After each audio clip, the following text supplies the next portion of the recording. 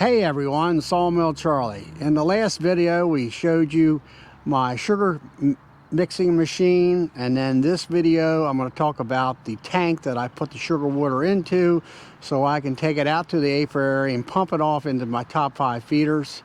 The first part is I just have a regular 4-foot by 4-foot pallet.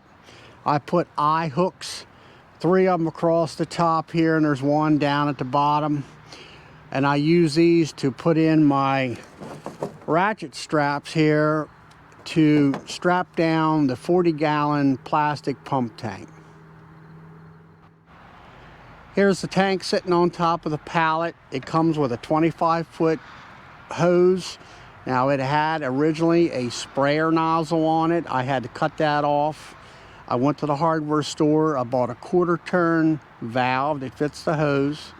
I bought a 6-inch pipe, and then I bought a 90-degree elbow, and all I have to do is just drag the hose over to the hives and pump the fluid off over into the top 5 feeders, and then I turn the valve off.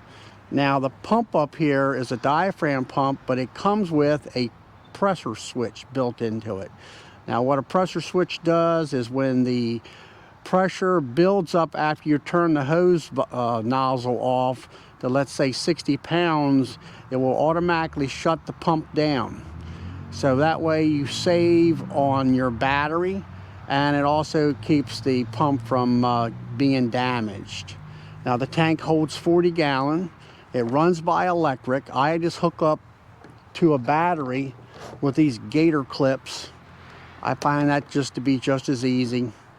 On the other side, it does have the gallon marks on there, so you know how much fluid is inside your tank, whether it's half full or you only have 10 gallons at the time. And I bought this, or Tractor Supply, and it's considered a sprayer tank. And it happened so that somebody had bought it and they returned it, and I got it for about half price. I think it was around $100. And the only other problem I've had with this is that the pump on this is a diaphragm pump. Now, last year I used it in July and August, and I emptied it, but I did not flush the pump out. And then there was a buildup of sugar water coating on the diaphragm, which is made out of rubber.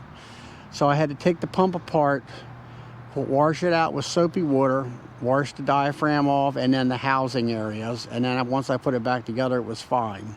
So that's the only problem I've had with it. Now, at the end of using this, I do always flush it out with water. I'll fill the tank with just clean water and just keep pumping it through the pump and then back out. And that seems to take care of it.